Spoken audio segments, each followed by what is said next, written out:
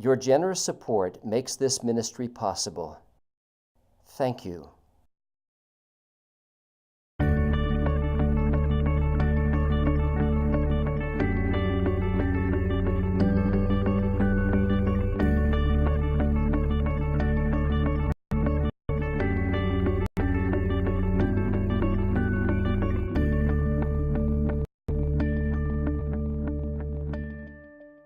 Okay, last class we started to look at the doctrine of the rapture of the church, and as you look at your notes, one of the last things that I did was go through the passages in 1 Corinthians 15 and 1 Thessalonians 4 and list the things that are characteristic or what is described in the events of the rapture. You have that on page 2 of your outline. Christ will descend from heaven, believers will be changed, and then there are a number of things that we also said last time which will take place. This will be important to us a little bit later on as we're comparing what is said to take place at the rapture with what is said to take place when Christ comes at the end of the tribulation in power and glory. So I may refer back to these statements at a later time. Now, while those who are evangelicals, who believe Scripture, believe in the event of the rapture of the church, we are agreed in the fact of the rapture. There has been intense debate among premillennialists. Now, I emphasize that the time of the rapture, when the rapture takes place, is really a debate among premillennialists. Amillennialists are really not going to be concerned about this. Amillennialists would, by their whole approach, wind up being post-tribulationists, but it's not really an issue for them. There's a lot of discussion and debate on the subject, and there are basically three main positions. There's a fourth, which we will also mention, and then a variation that we will also mention. There was a book a number of years ago, really a generation ago, written by some professors at Trinity Seminary. It came out in 1984, called The Rapture, Pre-, Mid-, or Post-Tribulational. Last week I was at the Evangelical Theological Society meeting, and Zondervan has come up with a new book. And it's the same type of book with a generation later. They have the same person, Douglas Moo, who writes for the post-tribulational position. They have a different person, Craig Blazing, who writes for the pre-trib position. And they had difficulty finding a mid-tribulation position, so they got a Talbot professor who has a pre-wrath rapture view. But it's the same kind of book. Each person will present in a chapter why he holds to his position on the rapture. And then each of the other writers will respond to it. Both books, the original book and the new one, I haven't gotten the new one. I bought it while I was there. They're shipping it to me. It should come today or tomorrow. And so next week when we get together, I'll be able to say a little bit more about it. I did go to the seminar at ETS and heard the basic position. It was all interesting, and so we'll have some other comments on it. So what we're saying is that the time of the rapture among premillennialists is disputed.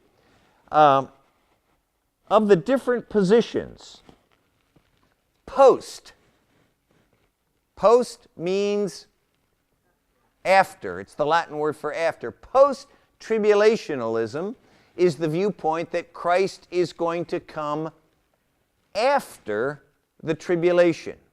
It's going to come after the tribulation.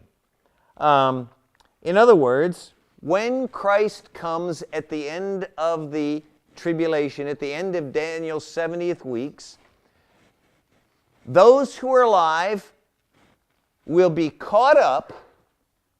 At the same time, Old Testament saints are going to be resurrected. They will be caught up, and they will immediately return to the earth and reign with Christ. So post-tribulationists see all caught up and all descend to the earth. Pretribulationists say that Christ will come for his people before the tribulation, before Daniel's 70th week. And so, during this period of time, the 7-year period of time of Daniel's 70th week, the church will not be on the earth, that we will escape the tribulation completely. Mid-tribulationists say that Christ's coming for the church and the rapture will be at the midpoint of Daniel's 70th week. At the midpoint. Actually, the term mid-tribulationalist is a description of this viewpoint from the pre-tribulationalists' standpoint. Those who, like Gleason Archer, would be a mid-tribulationalist, would identify the last half, the 3.5 years, as the Great Tribulation. So from their viewpoint, they are pre-tribulational. Do you see that?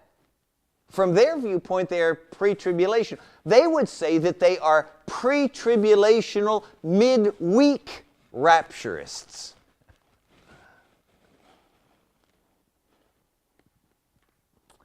And so it is the pre-tribulationalists that would call them mid-tribulationists. Okay? The partial rapture viewpoint is the viewpoint that only Christians who are faithful and living for the Lord and looking for his coming will be raptured before the tribulation. The rest of the saints will be left to go through the tribulation.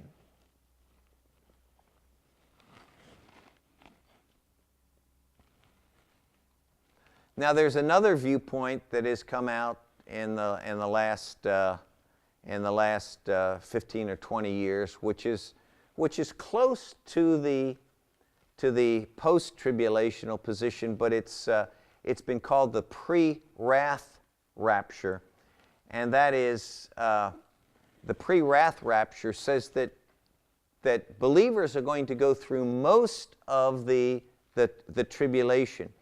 But at the very end of the 7 years, there is going to be an intense period of the outpouring of the wrath of God. These would be the bowl judgments of the book of Revelation 15 and 16. And that the church will be raptured before that short period of intense wrath at the end of the 7-year period. Now, if you look at the writers who wrote the different viewpoints in this original book, and then you look at the writers who wrote for the new book that is coming out, these are all good men. These are all people who believe the Bible. And when we are talking about different viewpoints of the rapture, we're talking about different interpretations, different conclusions by sincere and godly Christians. This is not an issue of orthodoxy. If I argue against a post-tribulationalist, I am not saying that that is a person who is a false teacher or heretical or an ungodly person. Remember that. This is an in-house discussion among premillennialists. It is important. It is important. I do think that it is a question that affects our viewpoint as we are seeking to live as Christians. It does affect our Christian life. And what I am not sympathetic with is the viewpoint that some people have today and say, well, you know, good people differ on this, and so therefore I'm just going to take an agnostic position. I don't know. Some say this and some say no, that, and I don't know. Some people have said, well, some are pre-mills and some are mills and some are post-mills. I'm just I'm a pan mill. I don't take any, or I'm a pro-mill. And that's just rhetoric. And I think that God has revealed His Word to us. We should be like the Bereans and search the Scriptures carefully to see what is really taught us. We need to be humble because we do not have a corner on the truth. But we should seek to find out what the Bible says in a matter like this. And so what I want to do, we do not have time to examine every one of these different viewpoints. There are two of them, post-tribulationalism and pre-tribulationism, which are held by more, which are the majority viewpoints, and I think are the more important ones. So I would like to look at the pre-tribulational viewpoint and the post-tribulational viewpoint in some detail. Now, on page 4 of the outline, I've given you a number of writings that support pre-tribulationalism. John Walvoord wrote a number of books on this subject. He was the president of Dallas Seminary and wrote a number of books on prophecy, and he has a couple that on the rapture. You also have in this book the article by Paul Feinberg, which is a very good article on the rapture. In the new book in Zondervan, Craig Blazing, who used to teach at Dallas, is the writer on the pre-tribulational position. You have works by Thomas Ice and also by Rennie Showers. So there are a number of authors. Now, what I want to do is, first of all, there are many different arguments that have been set forth arguing for pre-tribulationalism. I think in one of the homework assignments I had you read a chapter by Walvoord. Have you read that yet? In his book on the rapture question. If you look at the end of that book, he has an appendix. And in that appendix, he has 50 arguments for the pre-tribulational rapture. Now, some of those arguments are good, but some of those arguments depend upon certain presuppositions that a post-tribulationalist would not accept. And so, what's going to happen? 50 arguments. That sounds impressive, doesn't it? Doesn't it? The problem is that when the majority of your arguments are inconclusive, or when the majority of your arguments are weak, you really weaken your case, not strengthen it. What happens when a person starts reading these arguments? and they're weak or inconclusive. He's going to look at this and he says, that's not a valid argument. And that's not a valid argument. Neither is that one, and neither is that one. Now, this one is a valid argument, but he's on a roll. I've rejected that one, I've rejected that one, I come to this one, I reject that one too. And you start rejecting things, and you miss the strong arguments that are presented in the case. It is better to have a couple of conclusive arguments than to multiply arguments that are inconclusive or are weak. Okay? Now, what kind of arguments can we give? Here, I lost somebody's paper here. What kind of arguments are there supporting the pre-tribulational rapture position? Now, I've divided our arguments into two kinds of arguments. Arguments that I would call scriptural arguments, and arguments that I would call theological arguments. A scriptural argument refers to a specific passage of Scripture. A theological argument involves some kind of deduction from the teaching of Scripture. Now, are there any specific passages that teach a pre-tribulational rapture? Now, before we answer that question, we have to really note something important about the nature of the question. Pretribulationists need to admit that there is no specific verse that says that the rapture will take place before the tribulation. Did you hear me?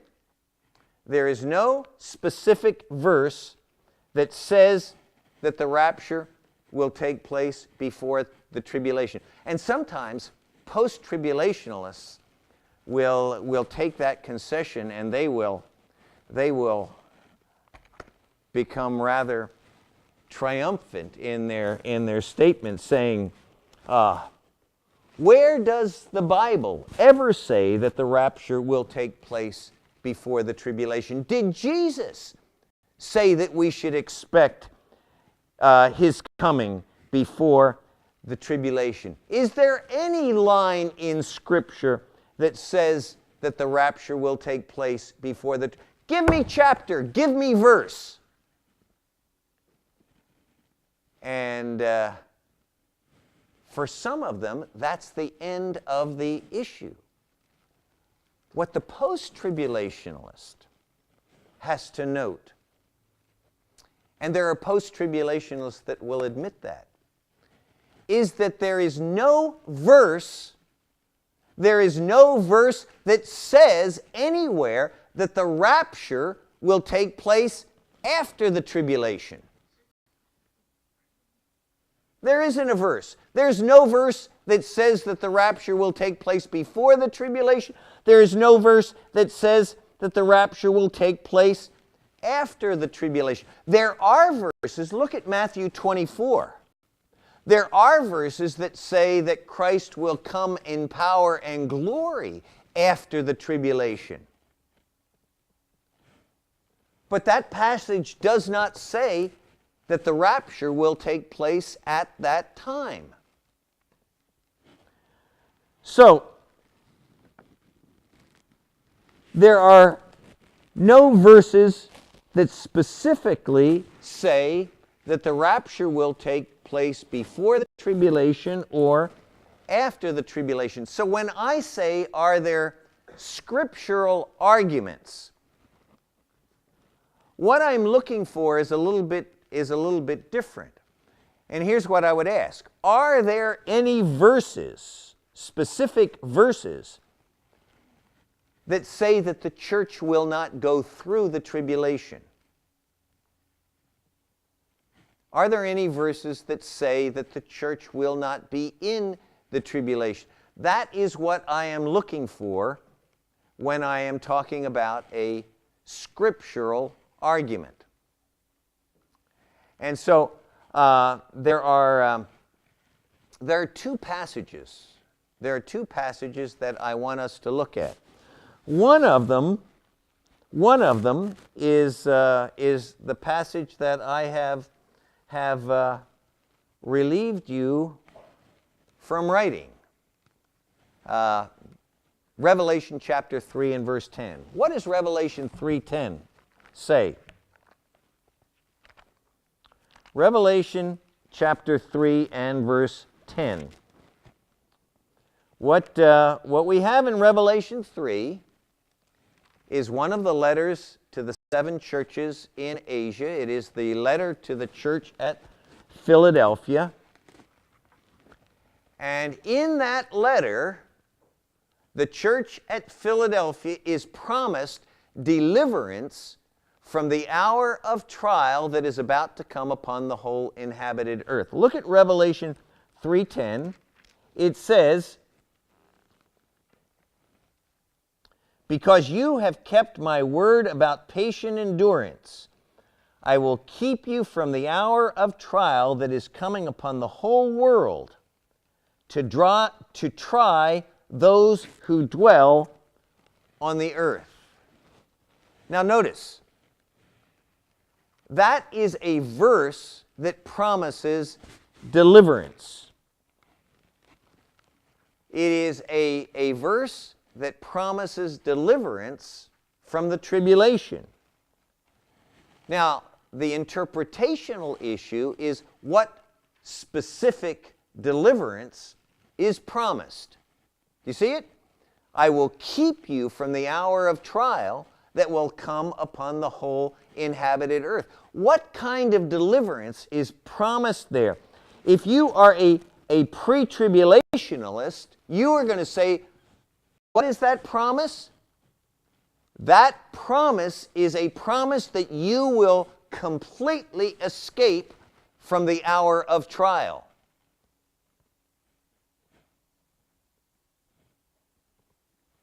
If you are a post-tribulationalist, you will say that that is a promise that you will be kept through.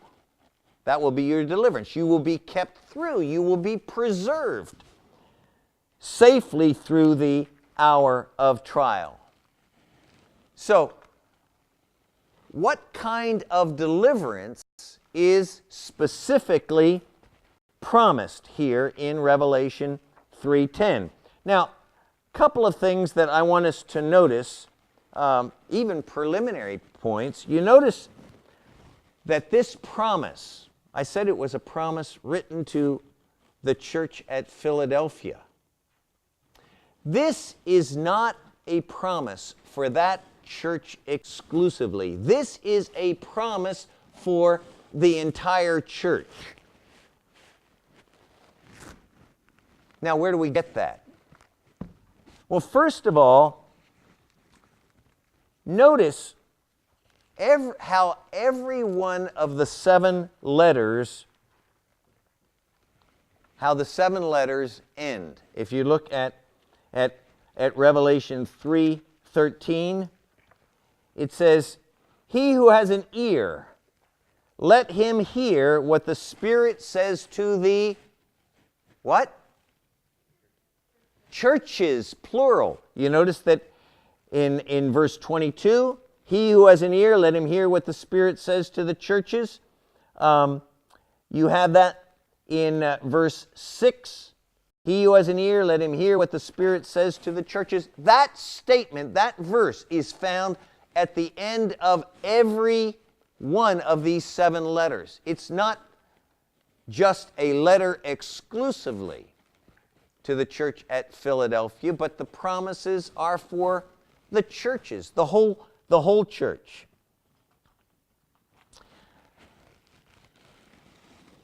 A second point to notice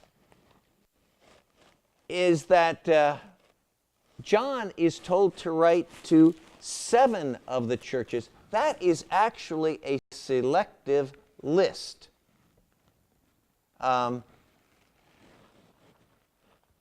You have right next to the church at Laodicea, there were actually 3 churches in a row there. Do you know, next to Laodicea, do you know what church there was? Colossae, the church at Colossae. And then next to Colossae was Hierapolis. So you have other churches here in Asia Minor that letters are not sent to, but it was sent to 7 of the churches, a select group. And I think that indicates that these are probably representative churches. Furthermore, when you read a promise in 1 Corinthians, or when you read a promise in Galatians or 1 Thessalonians, how do you take those promises? Do you say, oh, that was just for the Corinthians. That was just for the Thessalonians. That was just for the Galatians. That's not a promise for me. The fact is that when we read the epistles, we take those promises for us. We take the commands as for us, unless there is something very clear in the context that would that would limit that command or that promise. If Paul says to Timothy, when you come, bring the books and the parchments. Okay, well, we're not expecting to bring to Paul any books or parchments. We can see that that is a specific thing. But our general attitude is that we accept the promises and the commands universally, unless there is clear evidence of a local or temporary application. So I think that this is why we should take these promises to the entire church. Furthermore, what is the hour of trial that is about to come upon the whole inhabited earth? That is a future trial even to us today. The church at Philadelphia has ceased to exist. And when we look at the promise for a trial, which is going to take place after the Philadelphian church has ceased to exist, what is the importance of that promise unless it is a promise for the whole church? So what I am saying is that when we read Revelation 3:10, that is a promise of deliverance for us today. Now, you'll notice my arguments. You do not have to hold to the historical prophetical view of the 7 churches. You know that viewpoint? If you read the Scofield Bible, you will see that Scofield held that the churches, the 7 churches, were a prophetic outline of church history. And so that the church at Philadelphia was the faithful church in the end times. Therefore, it was a promise of deliverance for those faithful at the end of the age. You don't have to hold to the historical prophetical view. I think that these 7 churches represent, I said they were representative, I think that they represent different kinds of churches that not only existed in the first century, but have continually existed throughout the history of the church. Today, there are Ephesian-type churches and Pergamos-type churches, as well as Philadelphian churches and Laodicean-type churches. These are representative churches, so that you always find churches like this. The point, however, is that this is a promise that's for us also. Now, what's the promise? It's a promise to keep you out of the hour of trial. What is that hour of trial? you'll notice that it is an hour of trial that is about to come upon the whole inhabited earth. It's a worldwide kind of trial. Dean Alford says that the time is that prophesied in Matthew 24, the great time of trouble, which will be before the Lord's coming. And you notice what he says in verse 11? I'm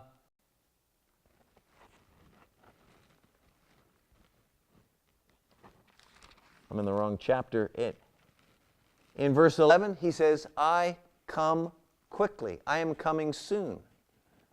You have a reference to the trial. It is in connection with the trial that will take place on earth at the end of the age.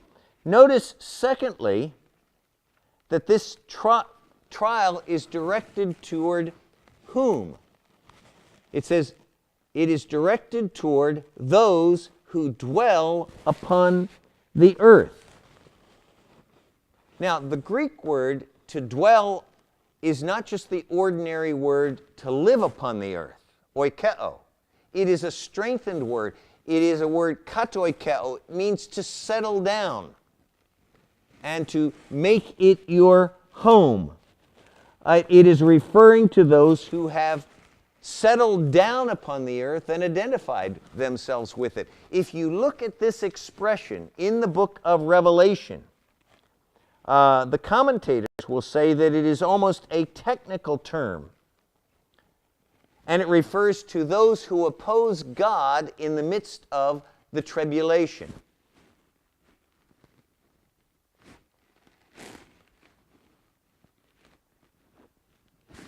If you look at, there are, during the judgments in the midst of Revelation 6 to 19, you've got 4, 5, 6, 7, 8, 9, at least 10 references to those who dwell upon the earth. Notice further the definite article. It is the hour of trial. It's not an hour of trial.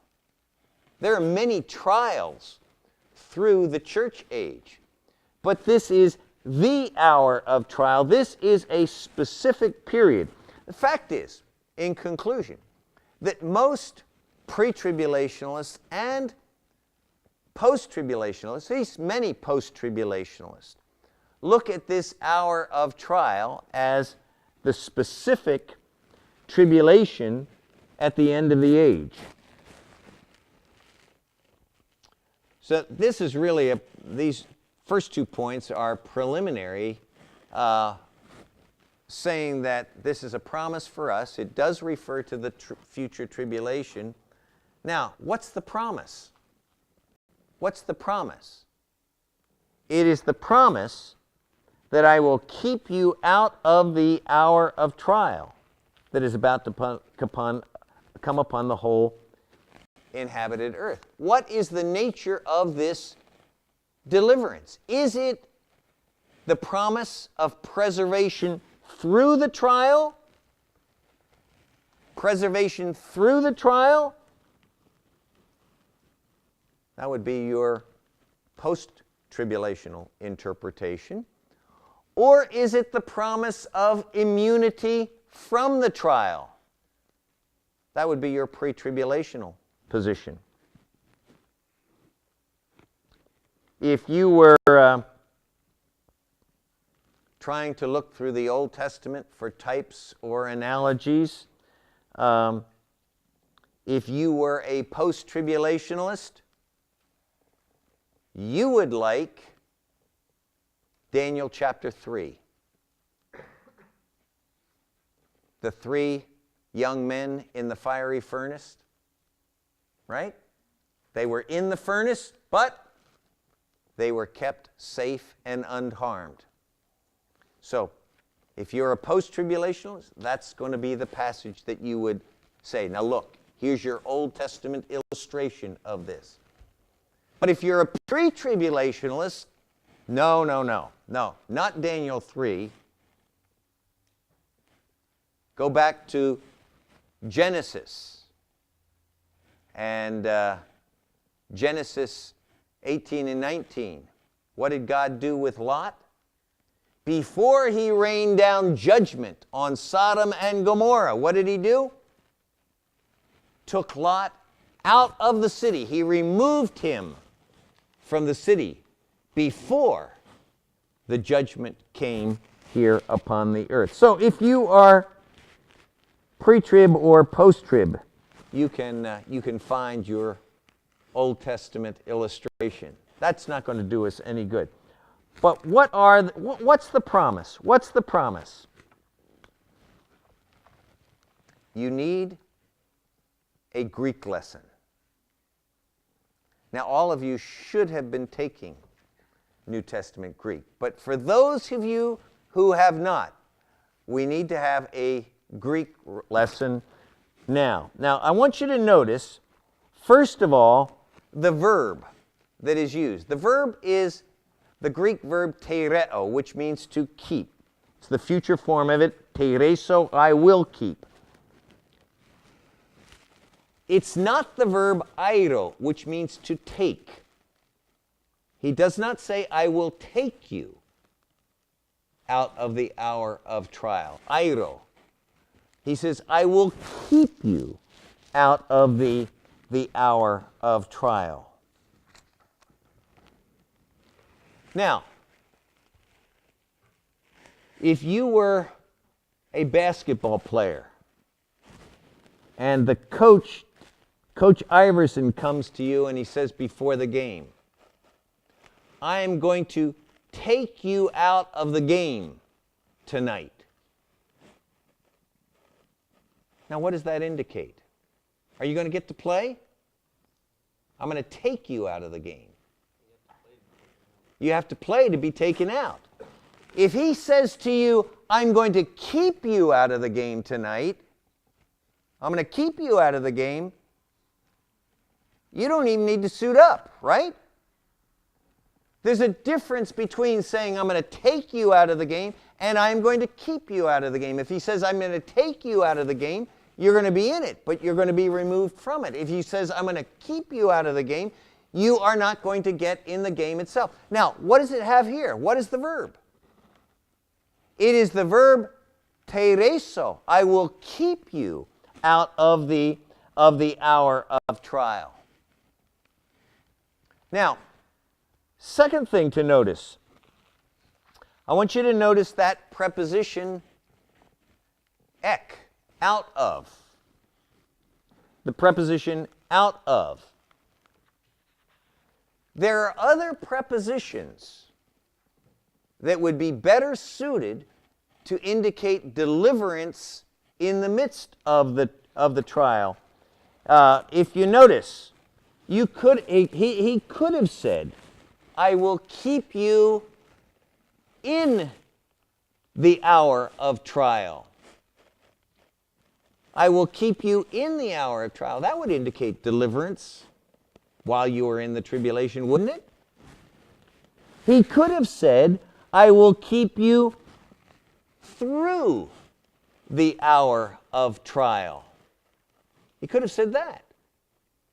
And that would be indicating your preservation in the midst of it. But the word ek, the word out of, suggests more immunity. Now, there's one of the very important books by Robert Gundry, who is a post-tribulationalist, and he makes a big argument about the word ek. And he argues that the word ek always indicates motion out from the midst of. And I think that's really misleading. The meaning of the preposition out of is determined by the kind of verb that it is associated with. Some verbs are verbs of motion. And if you have a verb of motion would be a verb like to come, to go. If I come out of a house. That will, or I will come out of the house. That's a verb of motion. You are in the house, you come out of it. If I say, I will take you out of the house, you are in the house, but you are removed out of it. I will remove you out of the house. I will lead you out of the house. These are verbs of motion, okay? And when you have a verb of motion, you are inside and move outside. But if you take that preposition with a verb of rest, it has a different meaning. If it says, I will guard you outside of the city. I will guard you. That doesn't indicate that you're inside the city, but I will guard you outside the. I will watch you. I will watch you. That's not a verb of motion. That's a verb of rest. I will watch you outside of the city. I will keep you outside of the city. You have to distinguish the meaning of the preposition with whether it is used with a verb of motion or a verb of rest. There's a very elaborate argument by Gundry, and I don't think he makes that distinction as to what kind of verb it is used for. He just tries to look at the lexicon and the use of the preposition by itself. John Sproul rhetorically asks Professor Gundry why John did not use the two prepositions that I have here at the top of page 6. Why did he not say, I will keep you in the hour of trial? Gundry says, well, the word in would have placed all of the emphasis on the presence within the trial. And Sproul says, that's what you're trying to say. That's your position. And Gundry says that the word through, dia, that would place the emphasis on entrance into the trial, preservations through it, and emergence from it. And Sproul says, that's what you're trying to say. You're a post-tribulation. That's what you're trying to say. He didn't use those prepositions. Why not? He used the preposition that would indicate that you are going to be kept out of, indicating that you will not be in it. Now, how do we determine the meaning of an expression like this? I will keep you out of. We have a verb, keep, right? And we have a preposition, out of. How do we determine what the meaning of that phrase is? Huh? Context isn't going to tell us, right? Could be either way. How do we determine the meaning of Greek words, English words in any language? By usage. How do people use the terms? This phrase, keep out of, is used only one other place in the New Testament. It's really used only one other place in the Bible. And that verse is an important one for us to look at. And that verse is John 17 and verse 15. Now I want you to look at John 17 and verse 15. Post-tribulationalists have used this verse and thought that, boy, this really settles it for us. This shows us that post-tribulationalism is right. Now, what does the verse say in John 17, verse 15? Does it mean preservation in the midst of, or does it mean immunity from? What's the verse? Jesus is talking with his disciples in the upper room. And he says to the Father, he prays, I do not ask you to take them out of the world, but to keep them from the evil one.